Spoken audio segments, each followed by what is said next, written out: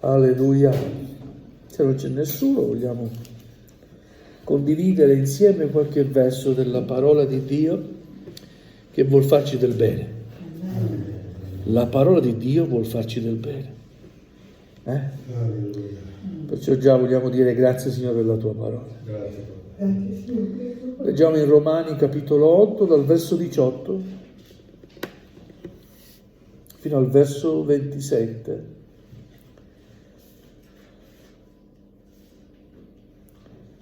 Alleluia. Amen. Anche se siamo pochi, vogliamo alzarci in piedi. Alleluia. Dio sia la lode e la gloria. Romani capitolo 8 dal verso 18 fino al verso 27. Perché io stimo che le sofferenze del tempo presente non siano per nulla paragonabili alla gloria che deve essere manifestata a nostro riguardo. Poiché la creazione aspetta con impazienza la manifestazione dei figli di Dio, perché la creazione è stata sottoposta alla vanità non di sua propria volontà, ma a motivo di colui che ve l'ha sottoposta. Non senza speranza, però, che la creazione stessa sarà anch'ella liberata dalla servitù della corruzione per entrare nella libertà della gloria dei figli di Dio. Poiché sappiamo che fino ad ora tutta la creazione geme insieme ed è in travaglio, non solo essa, ma anche noi stessi, che abbiamo le primizie dello Spirito. Gemiamo dentro noi stessi, aspettando l'adozione, la redenzione del nostro corpo, poiché siamo stati salvati in speranza. Ora la speranza di ciò che si vede non è speranza. Difatti, quello che uno vede, perché lo spererebbe ancora? Ma se speriamo quello che non vediamo, l'aspettiamo con pazienza. Allo stesso modo ancora lo Spirito sovviene alla nostra debolezza, perché noi non sappiamo pregare come si conviene, ma lo Spirito intercede egli stesso per noi con sospiri ineffabili. E colui che investiga i cuori conosce quale sia il sentimento dello Spirito, perché egli intercede per i santi secondo Dio. Amen. Amen. Fin qui la lettura della parola del Signore. Alleluia, è un meraviglioso incoraggiamento che l'Apostolo Paolo dà scrivendo questa lettera ai Romani, alla Chiesa che è in Roma, parlando di una gloria futura. Gloria al Signore. La gloria nostra, dei figli di Dio, la gloria della Chiesa, è una gloria futura. Certamente, così come scrive l'Apostolo Paolo, noi abbiamo delle sofferenze. È vero? Ci sono dei momenti più o meno di sofferenza, ma c'è tanta sofferenza anche tra i figli di Dio, anche nella Chiesa. Ci sono quei momenti che abbiamo qualche pausa, gloria a Dio che il Signore ci concede anche qualche pausa, amen? Ma non dimentichiamo, abbiamo un nemico da combattere. E proprio stamattina, leggendo un passo nel libro delle cronache, a Vittorio Veneto, dicevo questo, che quando il diavolo vede che un figlio di Dio viene benedetto, è pronto a fargli la guerra.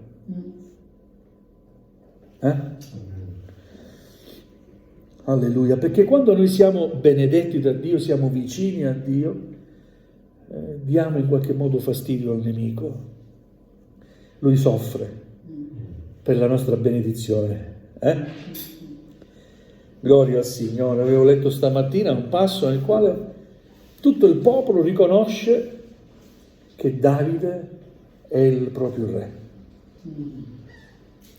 Un'unzione fatta da Dio anni prima, quando era fanciullo, viene confermata poi dopo tanti anni da grande, ma Davide ha saputo aspettare, serbava in cuor suo, aveva quella certezza, finché poi tutto questo fu manifestato agli occhi di tutta la nazione. Fu benedetto Davide. E quando i Filistei seppero che Davide era stato riconosciuto re, si misero a cercarlo per fargli guerra. E la scrittura parla di una guerra fatta a Davide, di conseguenza al popolo di Dio. Ma il nemico non poteva vedere Davide benedetto. Così ancora oggi il nemico soffre quando noi siamo benedetti da Dio. Alleluia. Quando noi scegliamo di servire il Signore, il nemico soffre. Quando scegliamo di fare la volontà di Dio, il nemico soffre ed ecco che ci attacca. Ma l'Apostolo Paolo dice: io stimo, io valuto, considero che le sofferenze del tempo presente non siano per nulla paragonabili alla gloria che deve essere manifestata a nostro riguardo come figli di Dio. E se ora è necessario che dobbiamo soffrire, vogliamo dire: Signore, dacci la forza di sopportare la sofferenza. Amen? Avendo uno sguardo rivolto a quello che sarà dopo, a ciò che stiamo aspettando. Amen? Stiamo servendo il Signore, stiamo camminando per fede, ma davanti a noi c'è una meravigliosa e gloriosa speranza. Questa speranza che Dio alimenta giorno dopo giorno nella nostra vita. Amen? Qual è questa speranza? Staremo con Lui per l'eternità. Questa è la mia speranza. Alleluia. Poi l'Apostolo Paolo dice che la sofferenza riguarda tutto e tutti in questo mondo. La creazione, tutta la creazione geme e sta soffrendo, è in travaglio. Per quale motivo? Perché è stata sottoposta anche la creazione alla corruzione del peccato. Il peccato regna in questo mondo. Amen. Ma Dio ha mandato il suo figliolo Gesù affinché il regno del peccato di questo mondo sia sconfitto. E nel nome di Gesù questo regno è sconfitto. E Dio stabilirà per l'eternità il suo regno. Amen. Il suo regno non ha mai fine. E noi apparteniamo a questo regno, non a questo regno del mondo, ma a questo regno che appartiene a Cristo Gesù. Alleluia, Gesù. Egli che è il nostro Re. Amen. Quindi in qualche modo vuole consolare la Chiesa che soffre, che è in travaglio, i figli di Dio che ingiustamente vengono perseguitati. Alleluia. Come dire: andate avanti, coraggio, guardate oltre, guardate alla speranza che sta davanti a noi. Alleluia. La creazione aspetta con impazienza la manifestazione dei figli di Dio. Qual è questa manifestazione dei figli di Dio? Quando il Signore tornerà dal cielo e chiamerà la sua Chiesa. E allora la sua Chiesa sarà manifestata. Amen. Rapirà la sua Chiesa. Gloria a Dio. Nonostante la corruzione che è nel mondo, nonostante il dolore che esiste nel mondo a causa del peccato, nonostante la sofferenza che regna nel mondo, c'è una speranza. Amen. Questa speranza si chiama Gesù. Alleluia. Ecco perché quando andiamo ad annunciare la parola di Dio, È come se annunciassimo una speranza a chi speranza non ha. Coraggio! Stai soffrendo? Coraggio! Alleluia! Dio ha mandato Gesù. Amen. Ti senti solo? Alleluia! Gesù vuole essere la tua famiglia. Alleluia! Hai qualche malattia? Coraggio! Credi in Gesù! Abbi speranza nel Signore Gesù, perché Egli, se vuole, nella sua volontà, può guarirti. Amen. Alleluia. Quindi c'è nel mondo questa sofferenza, è qualcosa che non possiamo far finta che non ci sia. Alleluia. Abbiamo anche letto qualche volta quel passo dove Gesù dice: nel mondo avrete tribolazioni. È vero, non ci ha promesso sempre il sole. Non è che non avremmo mai avuto la tempesta nella nostra vita, ma ci ha detto: fatevi coraggio, perché io ho vinto il mondo. Amen. Alleluia. Noi che abbiamo le primizie dello Spirito, come Chiesa del Signore abbiamo le primizie dello Spirito, vero? Pensate, anche noi siamo combattuti. È combattuto il pastore, ogni membro di Chiesa, ogni figlio di Dio. Siamo combattuti in ogni modo e in ogni maniera. Dentro casa, fuori casa, nel lavoro, nella salute. Anche in modo economico. Siamo combattuti. Gloria a Dio, ma abbiamo una speranza. Questa speranza ci fa andare avanti, ci fa essere ottimisti, amen. È una speranza che non vediamo, ma d'altronde l'Apostolo Paolo anche è una forma razionale, dice: ma se uno spera qualcosa che vede, non ha motivo di sperare perché la vede, E invece noi speriamo qualcosa che non vediamo attualmente. Qualcosa che ci è stata promessa, amen? E chi ci ha fatto le promesse è qualcuno che non mente mai. Amen. Chi ci ha fatto questa promessa è colui che è verità. È vero? Amen. Alleluia, Gesù è verità. Amen. Or la speranza di ciò che si vede non è speranza. Difatti quello che uno vede, perché lo spererebbe ancora? Ma se speriamo quello che non vediamo, l'aspettiamo con pazienza. E in quest'anno nuovo, in questo 2024, vogliamo aspettarci cose buone dal Signore. Aspettiamoci tanti combattimenti, tante insidie da parte del diavolo, ma aspettiamoci anche tante liberazioni da parte del Signore. Perché Dio è fedele. Amen. Poi dalla parte nostra, dalla nostra parte, c'è qualcuno di meravigliosamente invincibile, che è lo Spirito del Signore.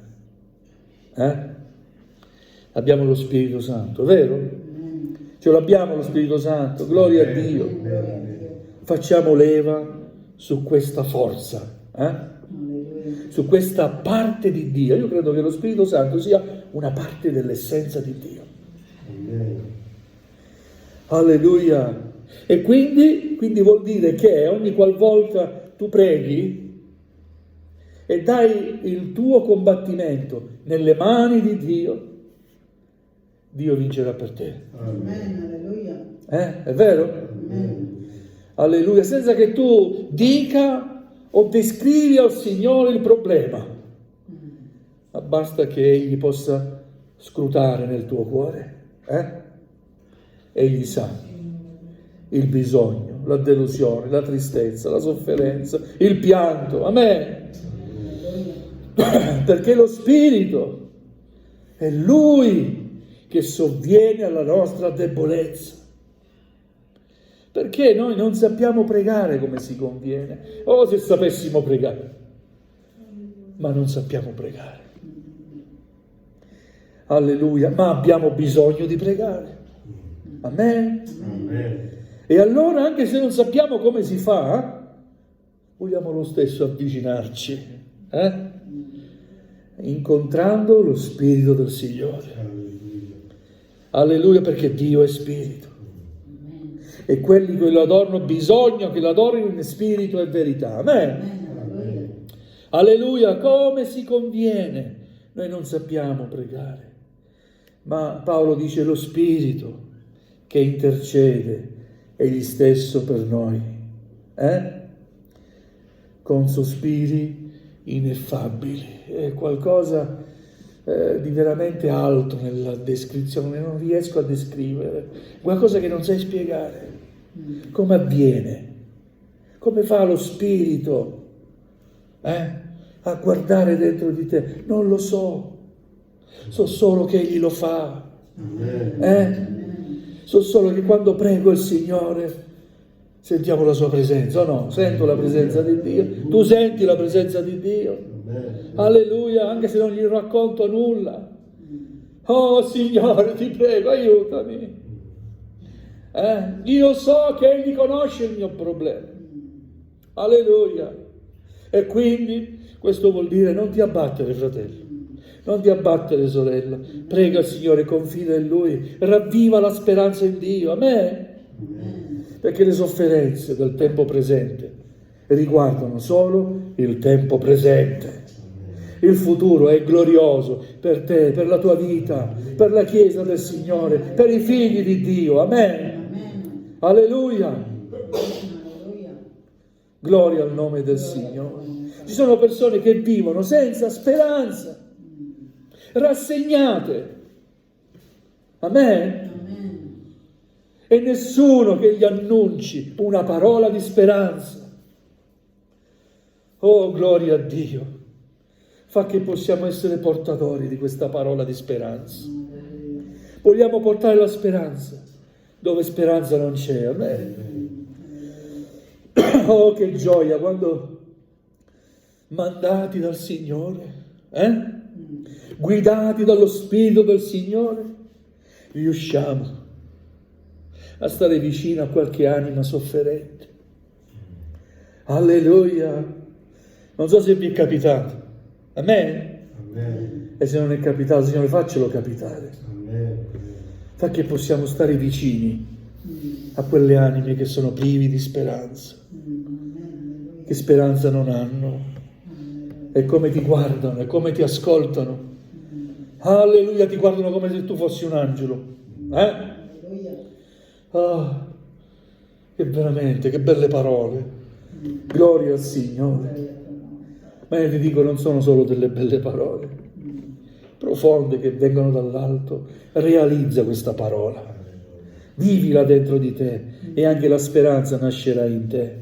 Alleluia, amen. Gloria al nome del Signore. Quindi come Chiesa del Signore, come credenti, vogliamo essere realisti, no? Essere consapevoli che viviamo in un mondo difficile. E oggi più che mai è difficile essere figli di Dio, È difficile annunciare la parola del Signore, è difficile rimanere fedeli al Signore. Ci vuole veramente tutto l'impegno possibile da parte nostra, e anche questo non basta. Ci vuole l'aiuto da parte di Dio. Gloria al Signore. Vogliamo dire, Signore, aiutaci a rimanerti fedeli. Alleluia, siamo salvati in speranza. Questo vuol dire, sì, siamo salvati. Qualcuno mi dirà, ma fratello, come? Non hai annunciato la salvezza, non ci parli di salvezza, Gesù non ci dà salvezza. Amen, ci dà salvezza, l'abbiamo ricevuta per fede. Amen. Ma ancora dobbiamo vivere in questo mondo. Dobbiamo ancora tagliare il traguardo. Resta una speranza legata alla fede, ma ancora una speranza. Gloria al Signore. Tagliare il traguardo dipende da noi. Il Signore ci ha fatto delle promesse e le sue promesse sono sì ed amen, vero? Tagliare il traguardo è una mia responsabilità, è una tua responsabilità. Alleluia. Se rimaniamo fedeli al Signore fino alla fine, e allora vedremo la sua gloria. Alleluia. Sapete, bello è il principio, vero? Vi ricordate i primi giorni della vostra conversione? Ah, che meraviglia, quando ci penso, che gioia nel mio cuore, una gioia che non avevo mai provato. Signore, mi battezzò nello Spirito Santo, che bello, non volevo smettere di parlare in lingue. Oh, gloria a Dio, avevo paura adesso, se non parlo più in lingue dentro di me, ma penso, era una cosa che non riuscivo a fermare. Gloria a Dio, che gioia meravigliosa. Quello è il principio. Il Signore lì ti fa capire, ti ho salvato, ho tolto il peso del peccato. C'è una consapevolezza interiore, alleluia, bella, bella, molto bella. E poi devi salvaguardare questo tesoro, o no? Devi fare in modo che nessuno lo scalfisca, che nessuno lo danneggi. Amen? È qualcosa di prezioso che Dio ha messo dentro di te. Alleluia, siamo divenuti il suo tesoro particolare. Alleluia, dobbiamo stare attenti, perché la sua presenza Lui l'ha messa dentro di noi, ha pulito tutta la spazzatura che c'era dentro di noi. Alleluia, adesso sta a noi camminare, da tanti anni, grazie a Dio, camminiamo nelle sue vie. Alleluia, ma vi dico questo, ancora in cielo ci dobbiamo andare. Dobbiamo ancora raggiungere il cielo. Alleluia. E finché non lo raggiungiamo, vogliamo stare legati a colui che è il fondatore della nostra fede, il fondatore, la sorgente della nostra speranza. Amen? È colui che ci ha amati fin dal principio. Cristo Gesù il Signore. Alleluia. Che Dio ci benedica in quest'anno nuovo. Io voglio dire per fede, Signore, un 2024 pieno di benedizioni. Amen. E sono consapevole che quando dico, Signore, dammi un 2024 pieno di benedizioni, mi aspetto anche un 2024 pieno di combattimenti. Perché non ci può essere una vittoria senza una guerra, o no? La vittoria viene come conseguenza di un combattimento. E allora se dobbiamo combattere, combattiamo per lo Spirito. Amen. Combattiamo per la fede.